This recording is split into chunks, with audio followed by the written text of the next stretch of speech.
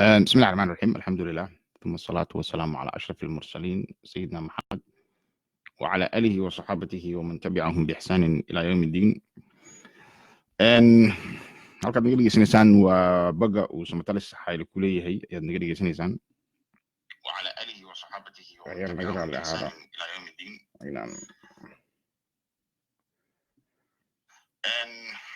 halkaad naga dhegeysanaysaan waa marka ciladaas yar oo xagga farsamada naga raali ahaado. tafsiirka quraanka kariimka ayaan soo wadnay in muddo ah.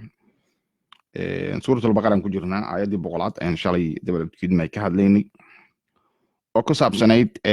dibadkiidmayay arrimaha la xiriira sixirka ayaan shalay ka hadlaynay iyo maaragtay ambiye la soo maaragtay malaa'ik la soo dejiyay oo dibadkiidmayay la fitneeyay sidaas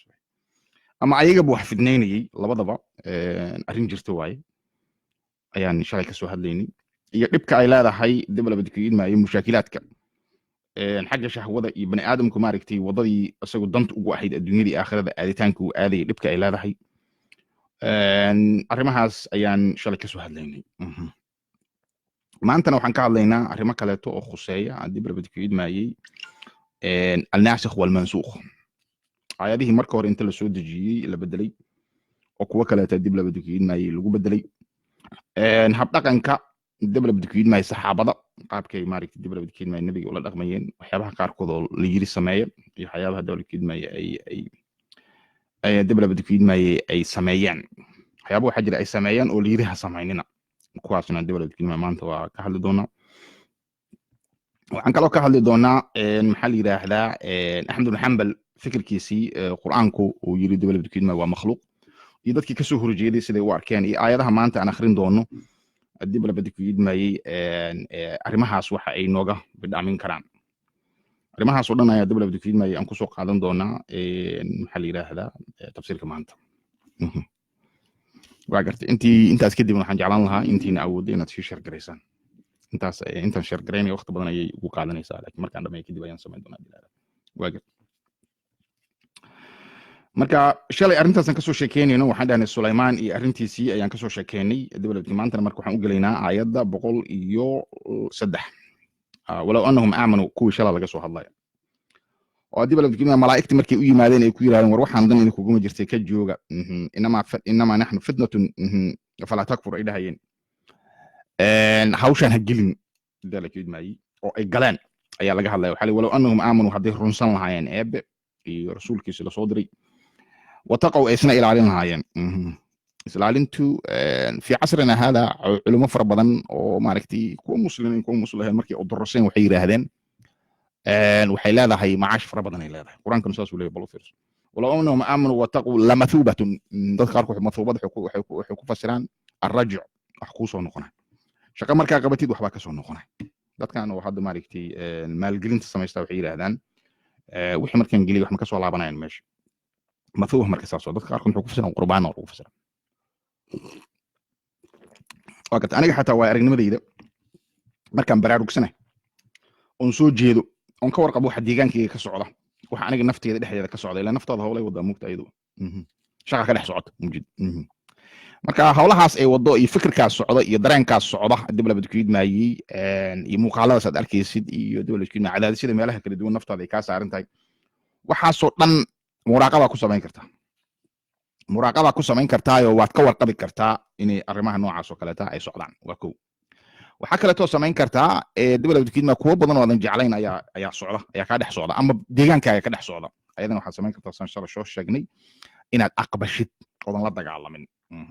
aqbashid oo tiraahdeed waxaan oo dhan waxay ku dhaceen qadar Allah ma shaa facal annagana dibadkiidmayay ilaahay wuxuu u xukumay waa ogolnahay marka kadibna aad ku dhaqaaqdid wixii markaas adigu aad samayn kartid dalkeed wixii markaas aad samayn kartid inaad ku dhaqaaqdid qaabkaas ayaa markaan qaabka noocaas oo kala u howlgalo waxa ka dhalanaya lamathuba mathuba fara badan ka dhalan warkayga fasiixo noqonaya dibadkiidmayay aniga qaraacan macnaha arrintaas ka dhalanaysa wanaag fara badan oo la soo koobi karin ayuu leeyahay mujid laakiin dadka intiisa badan arrintaasi dalkeedmayay ma garawsana mathubada marka taqwada waxa kale oo kamid ah is ilaalintaas ilaalinaysid waxa waaye marka ugu horeyso waxaad ku jimacsanaysaa qadarkii ayaad ku jimacsanaysaa oo waxaad aqbalaysaa wax walba oo ilaahay dib laba dukiid maayay oo xukumay ayaad yeelaysaa ka dagaalami maysid dadka bani aadamka dhibka haysta intaas waa ka dagaalamaya qadarka ilaahay la dagaalamay marka ilaahay qofka la dagaalamana waa ogta wax weyn kama keenay waa midda labaad waxaad xoog saaraysaa wax ka qaban kartid talakeen wax ka qabanaysa marka caynkaas oo kale marka wax ka qabanaysa waxa kale to intaas dheer wixii aan wanaagsanayn oo la wada og yahay inaysan wanaagsanayn aakhirada adduunkana waad ka tagaysaa wixii la wada og yahay aakhirada adduunkaaga inay fiican yihiin waad wadaysaa wallaba marka halkaas markay hawshu saas ahaato arrintaas adigoo ilaahayna maaragtay runsan iyo rasuulkiisa iyo kutubtiisa iyo malaa'igtiisa iyo hawlahaas oo dhan maxaa ka dhalanaya walow annahum aamanuu wattaqaw lamathuuba qurbaana ka dhalanaysa sida nin dalakidma maanta wax qashay oo kale dalakidma ama maaragtay dalakidma hawlo maaragtay sab jooga ama hayar naga raalaada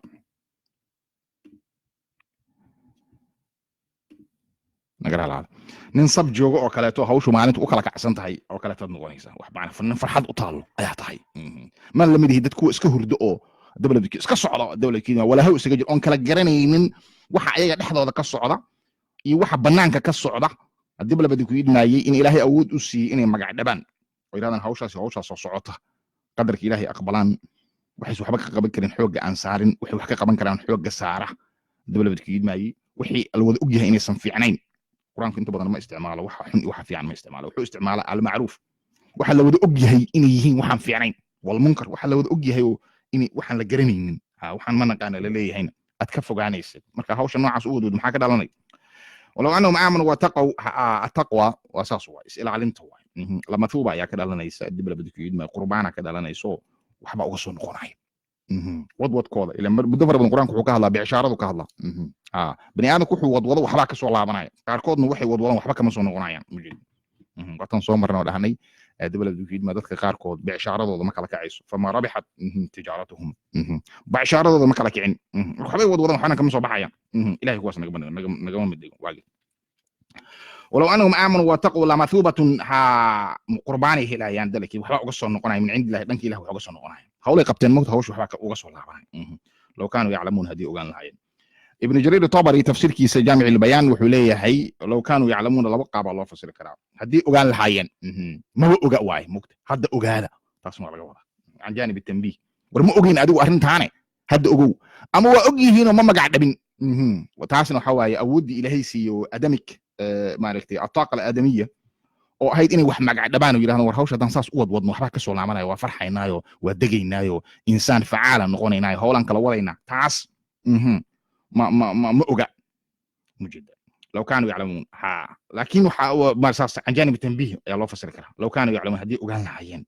ما بوغي هدي اوغان لهايين اما waa ogyihiin laakiin macnaha maaragtay uma kala cadda labada ihtimaalaadkaas kala duwan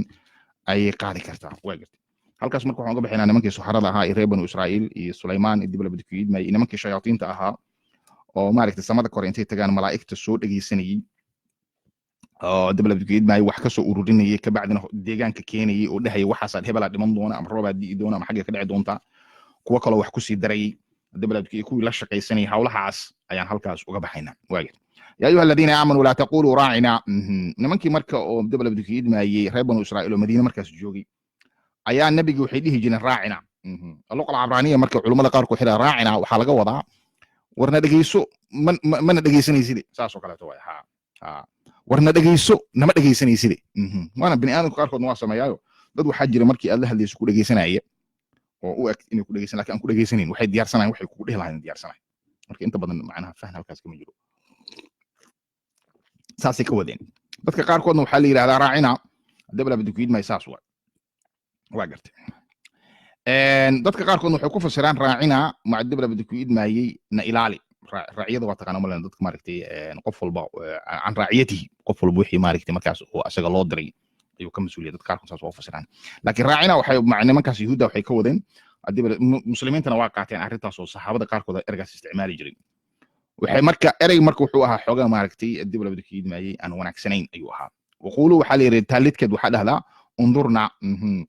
siyaabo badan marka culimadu fasiraan undurna waagti qaarkood waxay yiraahdaan dawlad badkiid ma inasub waana macquul aho erayga marka fiirisid undurna macnaheedu waxa waaye dawlad badkiid waa adiyaad maasantiin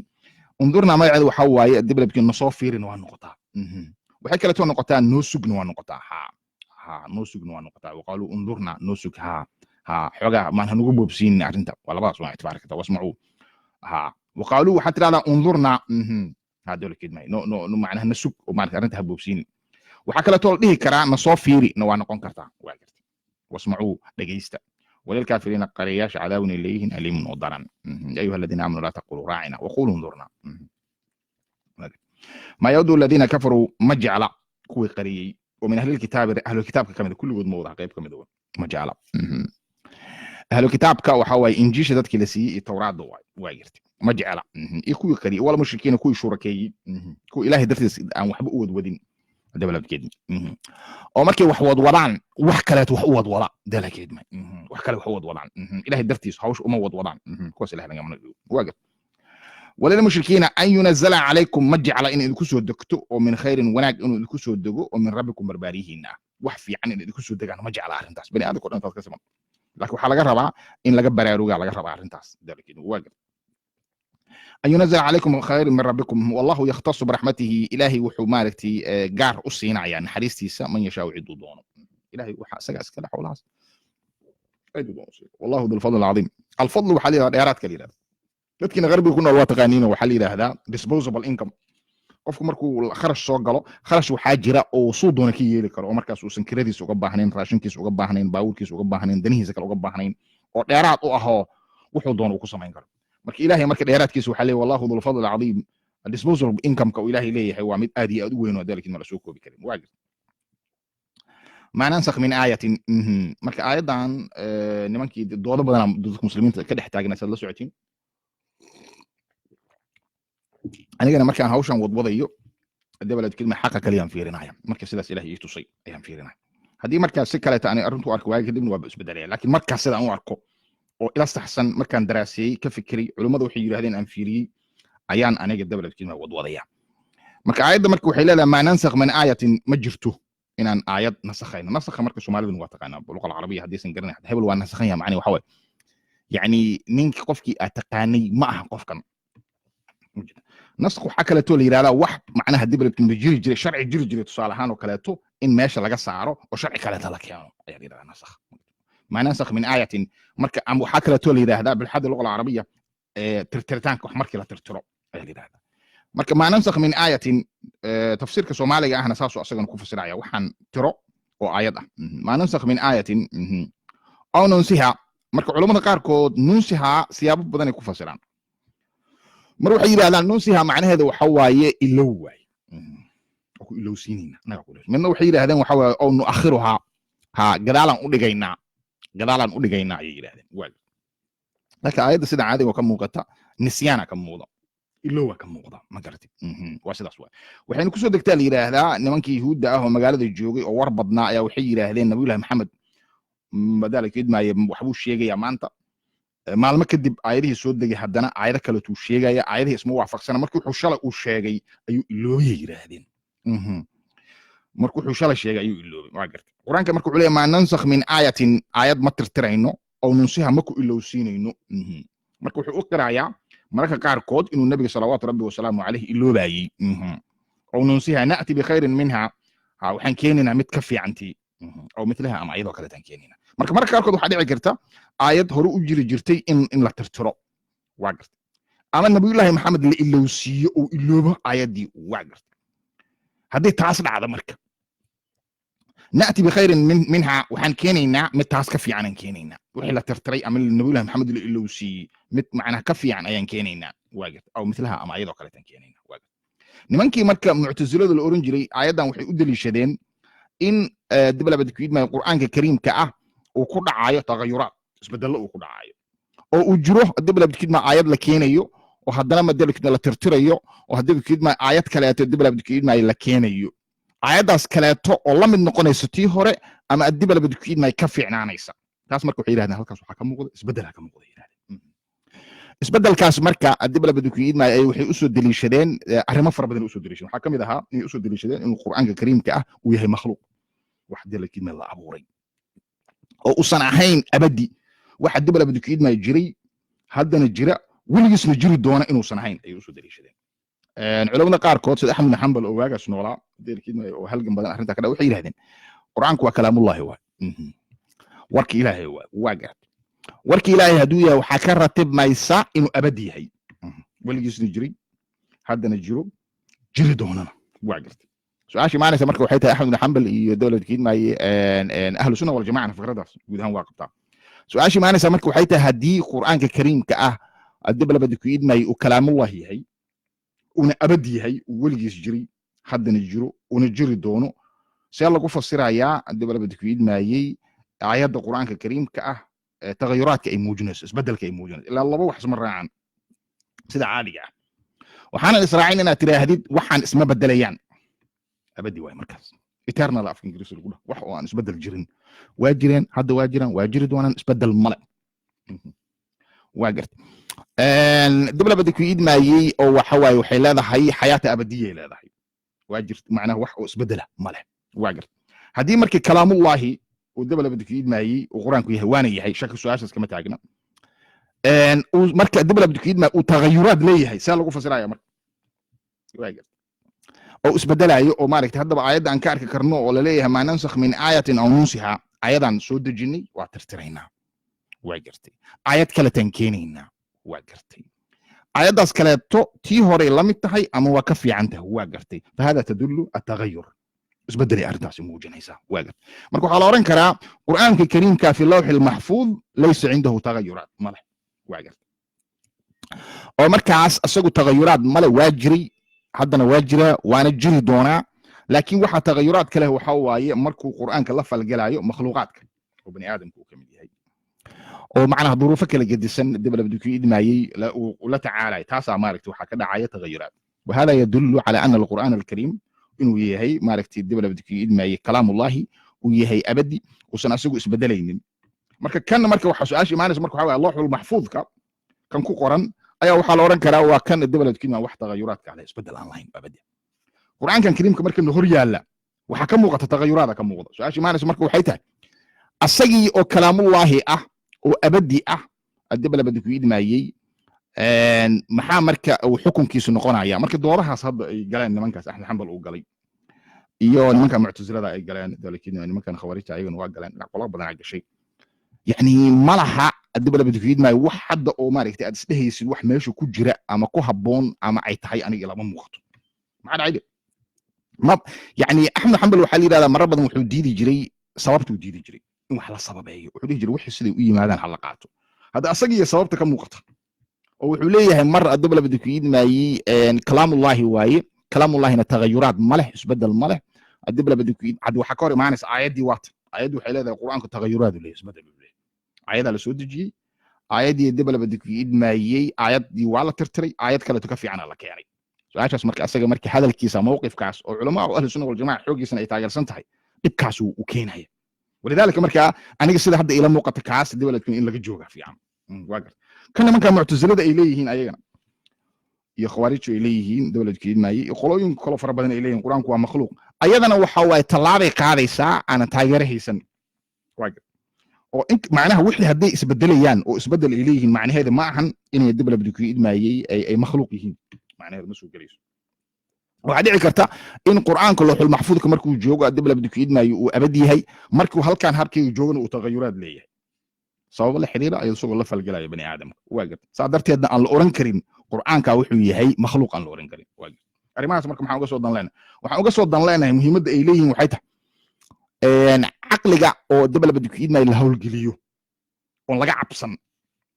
ayadoo laga cabsan caqliga oo la hawlgeliyo waxa uu saldhig u yahay dib la badku idmaayay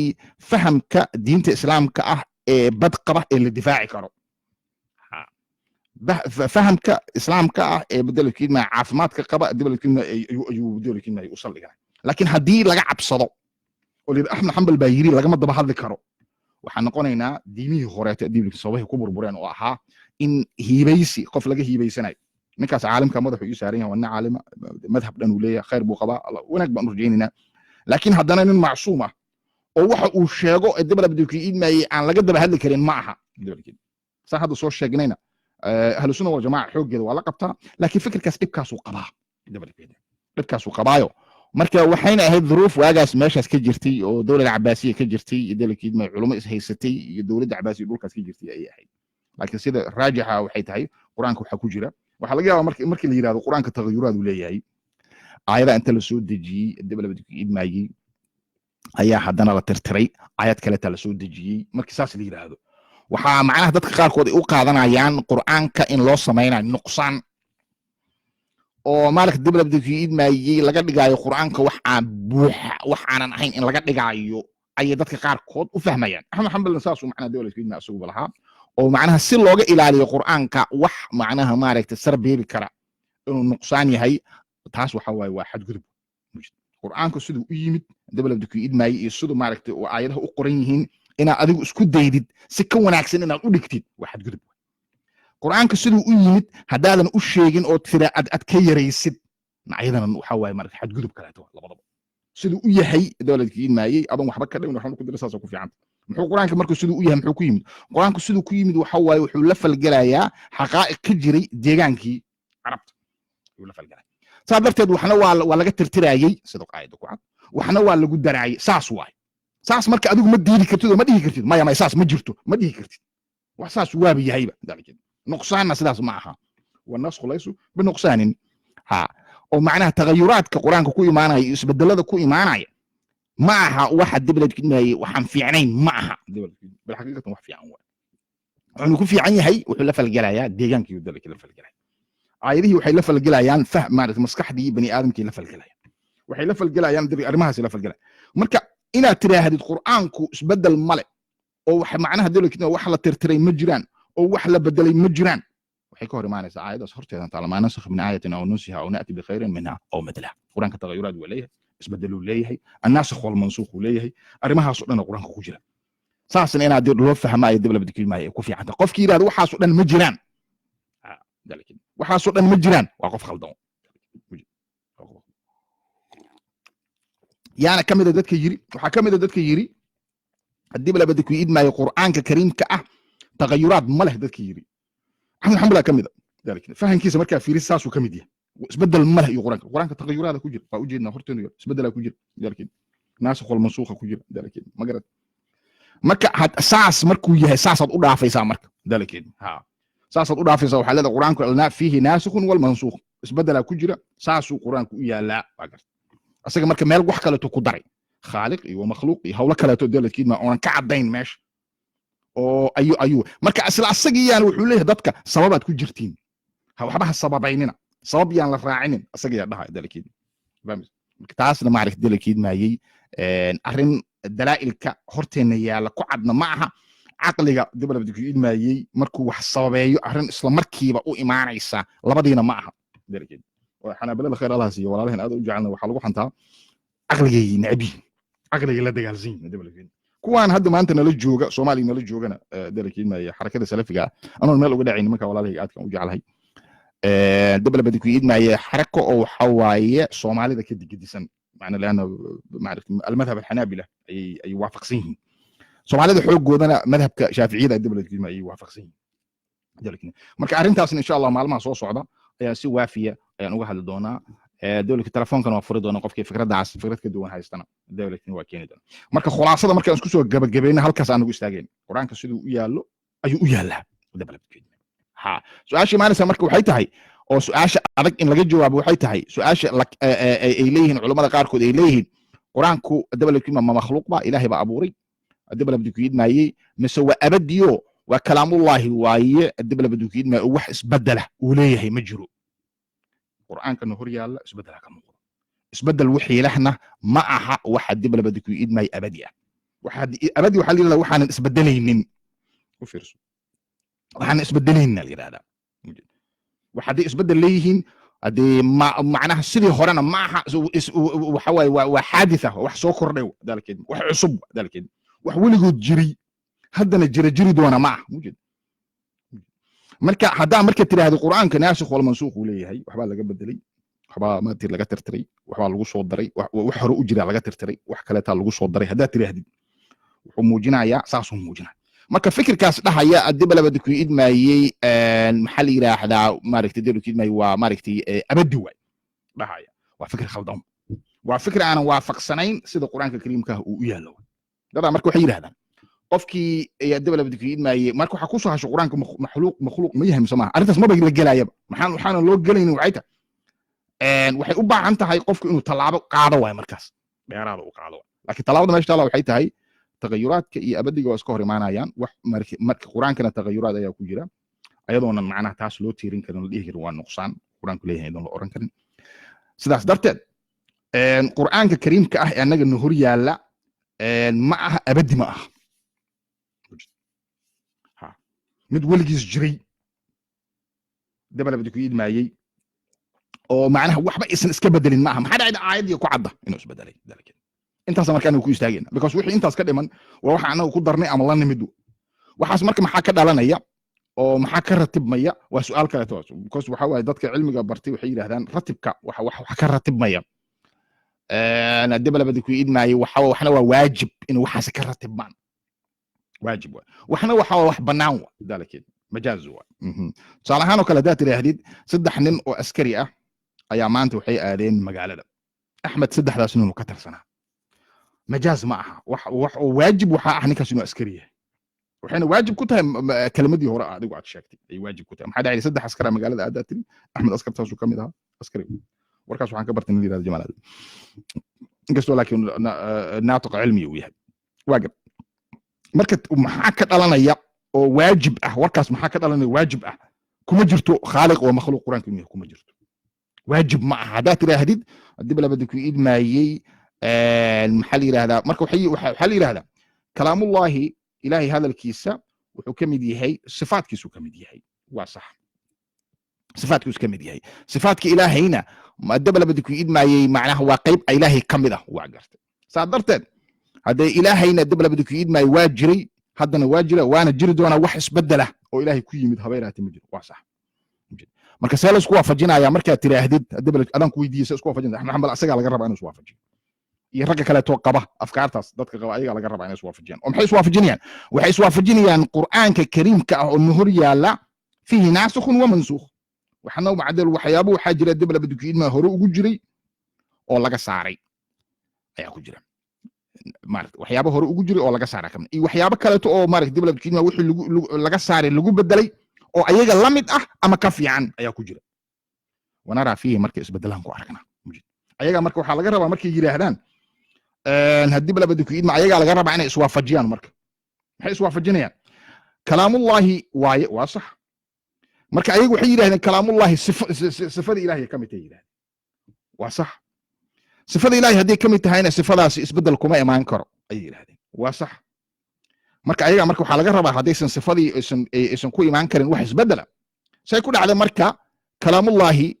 oo hadda hor yaala in dib la badku idmaayay aayada ku jiray laga saaray kuwa kaleetana lagu soo daray aayadii markii laga saaray mid kale booskeeda la keenay oo lamid ah aayada ka fiican ilaa taas waxay muujinaysaa isbedel ay muujinaysaa adaa marka waxa laga rabaa inaad iswaafajisid adaa yiri muqt adaa mantiqaas raacay muqt adaa laga rabaa marka inaad iswaafajisid markaan fiiriyay qaabka ay dawladkiina arrintaas ugu arkayaan iswaafajin meesha kama muuqato maxaa marka qaabka ugu fiican maxay tahay qaabka ugu fiican waxay tahay quraanku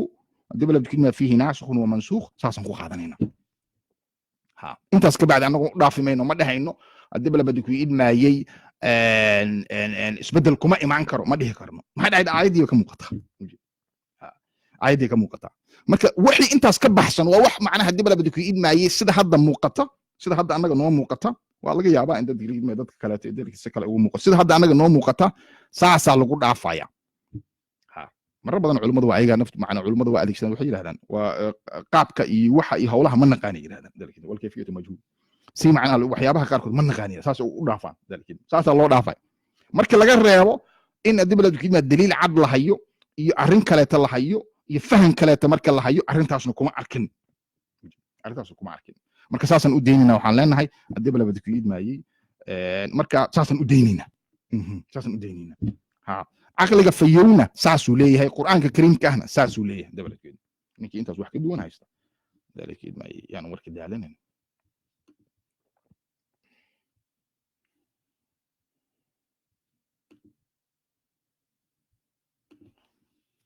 bahalka ii shaqayn lahaa intay tihiin laakiin waxaan samaynayaa telefonkayga meesha kusoo qoraya berrina waa kusoo laabanayna ta macnaha arrintan baaritaankeedan si wadala wadaagayna ninkii intaas wax ka duwan haysta hana la wadaago hana noo sheego waxaa kusoo haray dadka daaladka idmaayey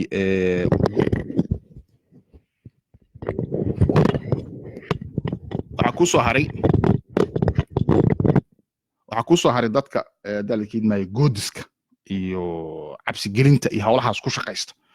oo yidhaahda fikraddaas ayaan qabnaa ciddii ka soo horjeesata diinta ka baxday waxaan ka arkayay xasan iyo rag laban aan ka arkayay waa iska un maaragtay daaladka idmaayey waa iska un qof maaragtay dib labadka idmaayey howlo kala wato ayad quraan ma wato xadiisna ma wato waa wixii jabhadeyntii maaragtay daaladka idmaayey Soomaaliya dadka qaarkood ay ka wadeen oo dib labadka idmaayey fikraddeeda hadaan aaminsanayn waa qarxinaya waa dilaya waa boodaya waxay wadeen daaladka taasna meel gaari mayso ayad quraan iyo xadiisna ma haysato caqlina kuma dhisna oo maaliktu wax raagayana ma aha wa ama ma yamkuthu naasu saasoo kale ta xadiiskeedu wa ama ma yanfacu naasu fayamkuthu fil ardi waxa dadka anfacaya waxay noqonayaan kaliya waxa ma aragtay dib labadka idmaayey wax anfacaya dib labadka idmaayey oo maskax fayow iyo ayad quraan iyo xadiis ku salaysan ay noqonaysaa wixii laakiin asigu dib labadka qof ula muuqatay ama duruufo gaara ku soo baxay oo dib labadka idmaayey la raba in maaragtay dib labadka idmaayey lagu taageero cabsigelin iyo dib labadka idmaayey xaggay ka boodayna taas wax shaqaynayna غير شرفت من ربع عالم كي جوكت خير باسكونا والسلام عليكم ورحمه الله وبركاته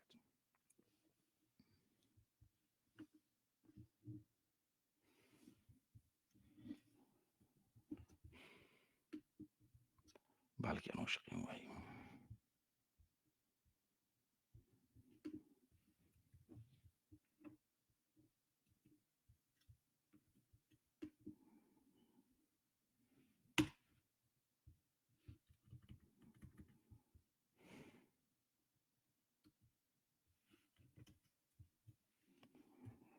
بالك ولن